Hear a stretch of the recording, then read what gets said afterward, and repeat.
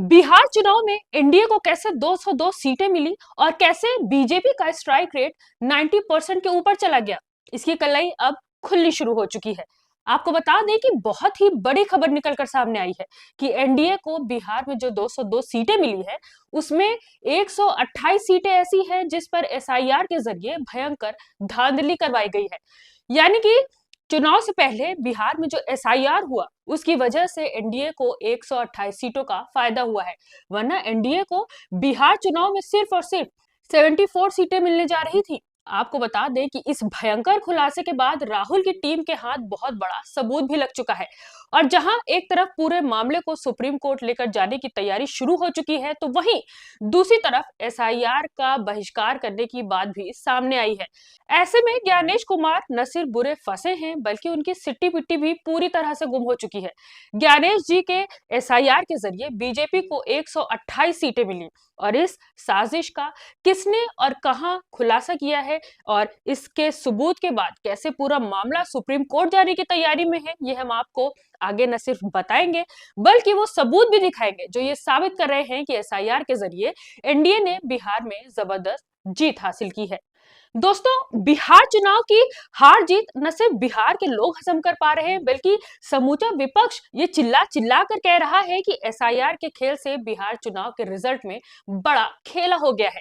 क्योंकि पहले तो 3 लाख वोटर्स बढ़ने की बात सामने आई और फिर इस बात ने भी खूब तूल पकड़ा कि अगर आरजेडी का वोट प्रतिशत सबसे ज्यादा 23% रहा, तो उसकी सीटें 25 ही क्यों आई, जबकि 21% पर बीजेपी को 89 सीटें मिल गई हैं।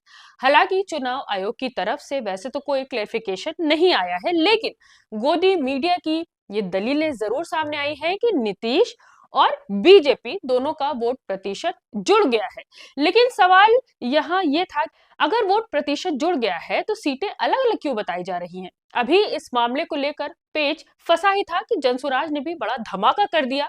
जनसुराज की तरफ से ये दावा सामने आया है कि 40,000 करोड़ रुपए खर्च करके मोदी और अमित शाह ने बिहार चुनाव जीता है। सोच कर देखिए कि चुनाव के दौरान सब जगह पुलिस की चेकिंग लगाई गई थी कि कहीं कोई शख्स चुनाव पर असर डालने के लिए अपनी गाड़ी में कैश तो लेकर नहीं चल रहा। और वहीं दूसरी तरफ उसी बीच चुनाव में महिलाओं के खाते में 14,000 करोड़ रुपए डाले गए। ये बात कहीं ना कहीं जनसुराज के दावों को सही साबित करती दिख रही है।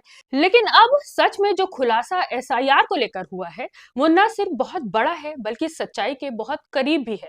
आपको बता दें कि राहुल गांधी और कांग्रेस पहले से ही आरोप लगा रहे थे कि बिहार में एसआईआर के जरिए बड़ा खेल किया गया है। बिहार चुनाव शुरू होने से पहले ही ज्ञानेश कुमार बिहार पहुंच गए और सिर्फ 2 महीने के गैप में ही एसआईआर का ऐलान कर दिया और बिहार की वोटर लिस्ट से 69 लाख वोटर के नाम काट दिए गए। फिर बाद में 21 लाख वोटर्स के नाम जोड़ दिए और 5 लाख ऐसे वोटर के नाम जोड़े जिन्होंने फॉर्म तक नहीं जमा किया था और 7.42 करोड़ मतदाताओं की वोटर लिस्ट तैयार कर दी गई। लेकिन ये वोटर लिस्ट भी कंप्लीट नहीं थी। इसमें 14 लाख से ज्यादा मतदाता ऐसे थे जो 2 जगहों पर वोट डाल रहे थे। दावा किया गया कि परम ज्ञानी ज्ञानेश कुमार जी ने इनमें दोहरे वोटर्स की छटनी वाले सॉफ्टवेयर का प्रयोग ही नहीं किया और यही सबसे बड़ा खेल रहा। बड़ी तादाद में दोहरे और फर्जी लोगों ने बिहार पहुंचकर मतदान किया। यहाँ तक कि ट्रेनों में भर भर कर लोग बिहार चुनाव में वोटिंग कराने के लिए भेजे गए। सोशल मीडिया पर इसकी एक दो नहीं बल्कि वीडियोस भी कई सारी वायरल हुई। यहाँ तक कि कपिल सिब्बल जैसे देश के बहुत बड़े वकीलों ने सवाल भी उठाए, लेकिन इसका कोई खास असर नहीं हुआ। न ही ज्ञानेश कुमार जी ने कोई संज्ञान लिया। हालांकि इसके बाद जब चुनाव हुआ तो सोशल मीडिया पर कई ऐसे बीजेपी के चर्चित चेहरों के नाम भी सामने आए जिन्होंने बिहार के साथ साथ पहले भी कई स्टेट में वोटिंग की थी और इसके सोशल मीडिया पर फोटो कई दिनों तक वायरल रहे।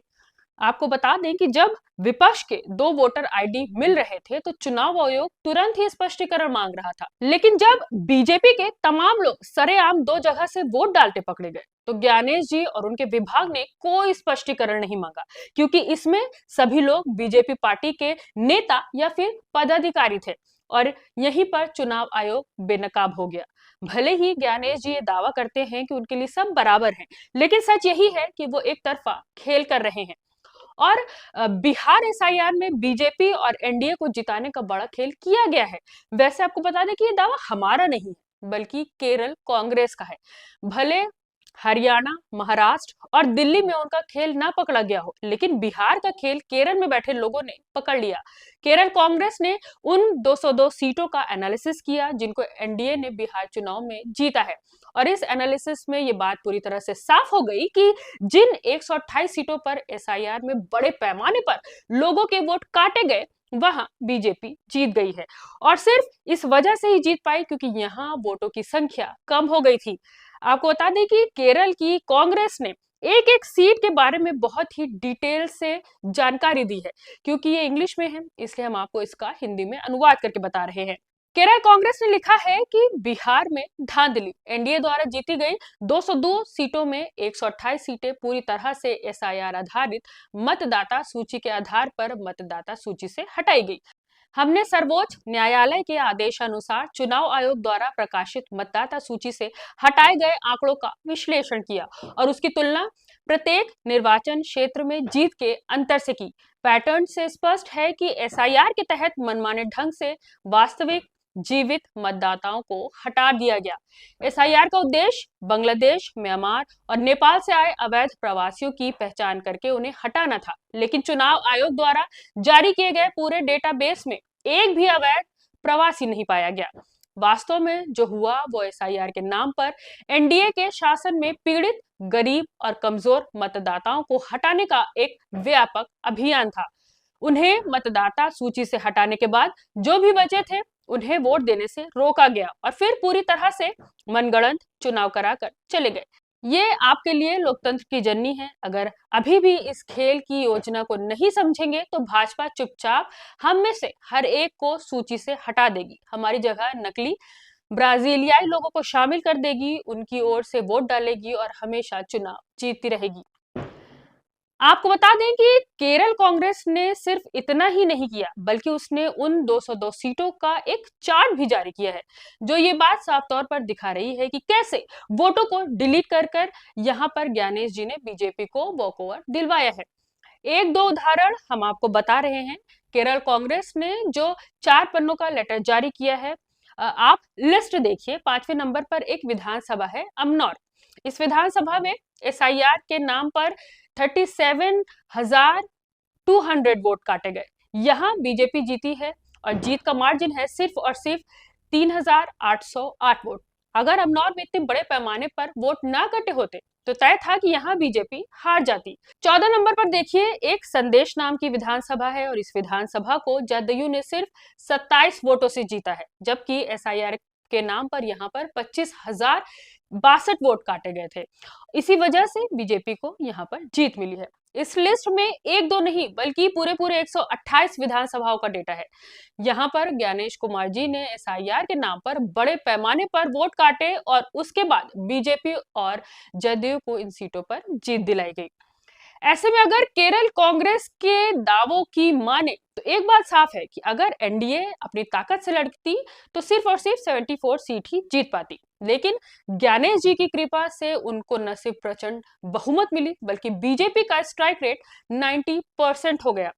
इधर राहुल गांधी की टीम ने कल ही ऐलान कर दिया कि वो पूरे मामले में सबूत इकट्ठा करेंगे और इस बार सबूत ऐसा होगा कि सुप्रीम कोर्ट भी उसे डिनाई नहीं कर पाएगा। ऐसे में केरल कांग्रेस का खुलासा राहुल गांधी के सबूत वाले कार्यक्रम की पहली कड़ी बन सकती है, क्योंकि ये सबूत तो है, लेकिन अभी इसमें एक बात खोज निकालनी है कि जो वोट डिलीट हुए हैं वो बीजेपी के वोटर्स नहीं थे और वो वोटर्स बिहार में ही हैं, बस उनका नाम डिलीट कर दिया गया है। आपको बता दें कि जैसे ही यहाँ तक टीम राहुल गांधी पहुंच जाएगी तो सुप्रीम कोर्ट में न सिर्फ चुनाव आयोग फंस सकता है बल्कि पीएम साहब और उनकी पूरी पार्टी पूरी तरह से एक्सपोज हो जाएगी। ऐसे में साफ है कि केरल कांग्रेस ने न सिर्फ बड़ा धमाका किया है बल्कि सुप्रीम कोर्ट में बिहार चुनाव को चुनौती देने की दिशा में एक बहुत बड़ा कदम भी उठाया है। पूरे मामले पर आपका क्या मानना है? क्या बिहार चुनाव को एनडीए ने एसआईआर और ज्ञानेश कुमार की मदद से जीता है? क्या एसआईआर के जरिए बिहार चुनाव में बहुत बड़ा खेला किया गया है? जो केरल कांग्रेस का डेटा है और जो उनका दावा है वो कितना सही है? आप अपनी राय हमें कमेंट के रूप में साझा कर सकते हैं। खबर सच्ची और अच्छी लगी हो तो लाइक और शेयर जरूर करें। मिलते हैं अगली खबर में एक सच्चे विश्लेषण और भयंकर खुलासे के साथ।